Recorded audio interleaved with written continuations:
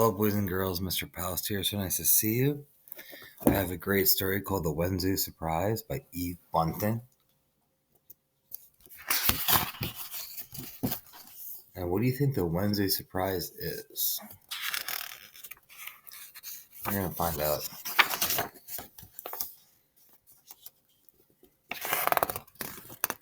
Oh, the illustrations. I just love it.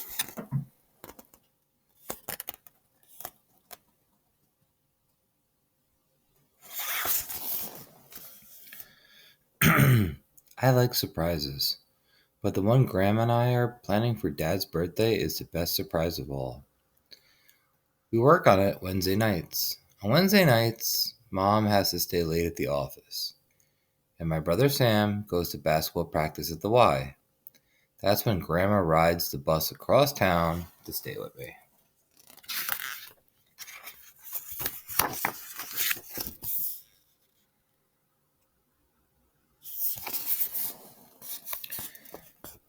I watch for her from the window and I blow on the glass to make breath pictures while I wait. When I see her, I call, "Sam, she's here." And he says, "It's okay to run down the long stairs and wait by the door." Grandma, I call.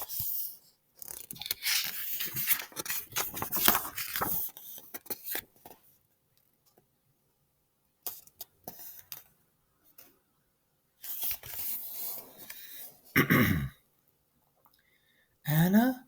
She's hurrying, her big cloth bag bumping against her legs. We meet and hug. She tells me how much I've grown since the last week, and I tell her how much she's grown too, which is our joke.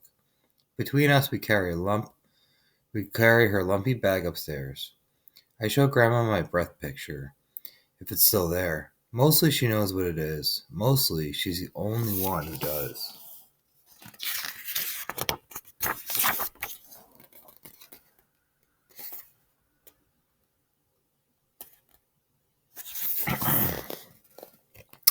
On Wednesday nights, we have hot dogs. Have you heard from your dad? Grandma asked Sam. He'll be back Saturday, same as always, Sam says. In time for his birthday.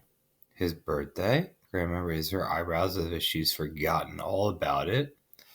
Grandma is some actress. When Sam goes, she and I do the dishes. Then we go down to do our business.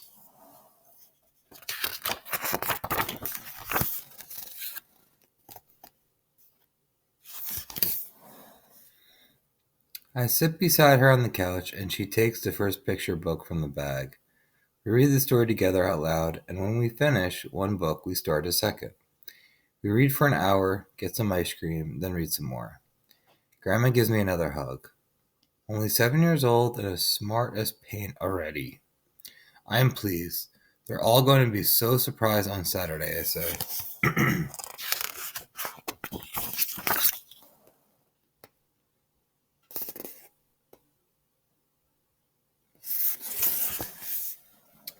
When Sam comes home, we play card games, and when Mom comes, she plays too. You'll be here for the birthday dinner, Mom asks as Grandma is getting ready to leave. Oh yes, the birthday, Grandma says vaguely, as if she's forgotten again. And if we haven't been working on our special surprise for weeks and weeks, Grandma's tricky. I'll be there, she says.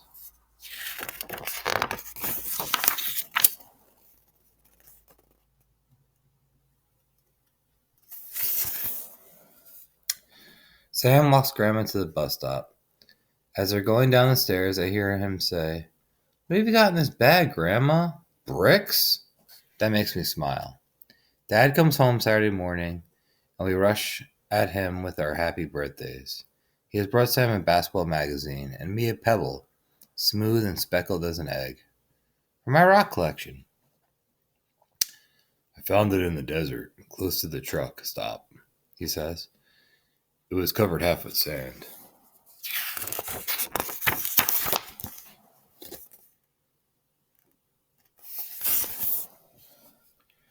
I hold it, imagining I could still feel the desert sun hot inside it. How long did it lie there? What kind of rock is it? Dad had stopped to pick wildflowers for Mom. They're wilting and she runs to put them in the water.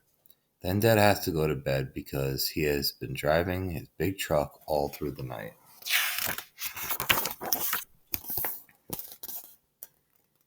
A lot going on in this picture.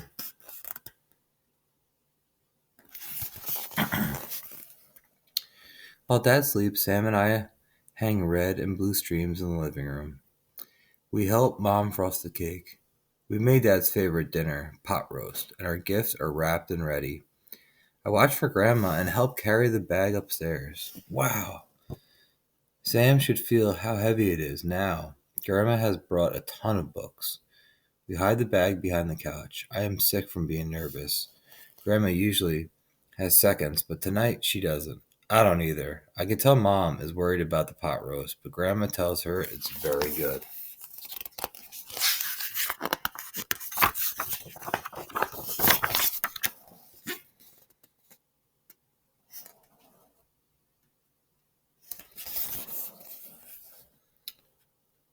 Are you feeling well, Mama? Dad asked Grandma. How are your knees? Fine, fine. The knees are fine. Dad blows out the birthday candles and we give him his gifts.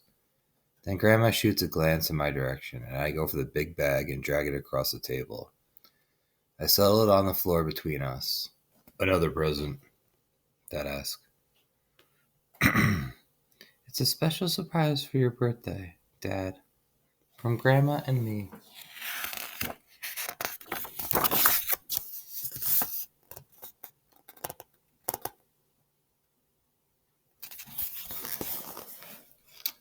My heart beating awfully fast as I unzip the bag and give the first book to Grandma.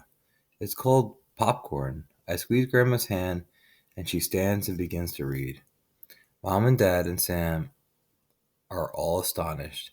Dad jumps up and says, What's this? But Mom shushes him and pulls him back down. Grandma has the floor. She finishes Popcorn, which takes quite a while, gives the book back to me, and beams all over her face.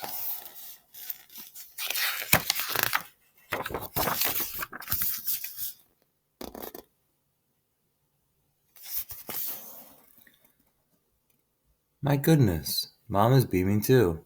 When did this wonderful thing happen? When did you learn to read? Anna taught me, Grandma says. On Wednesday nights, I add, and she took the books home and practiced. You were all telling me to go to classes, classes, classes, Grandma says to Dad. She looks at Mom. You must learn to read, you say. So, I came to Anna.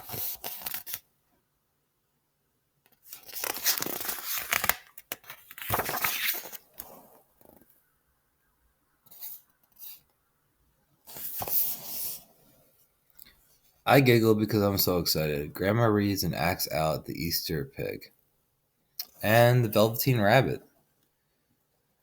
It's much smarter if you learn to read when you're young, she tells Sam sternly. The chance may pass along with the years. Sam looks hurt. But I can read, Grandma.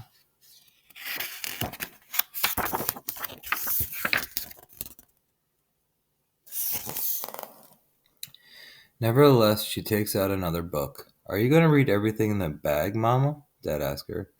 He's grinning, but his eyes are brimming over with tears, and he and Mom are holding hands across the table.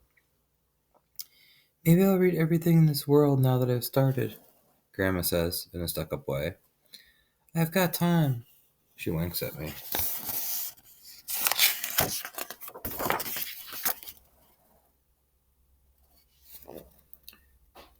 So, Anna, what do you think? Was it a good surprise?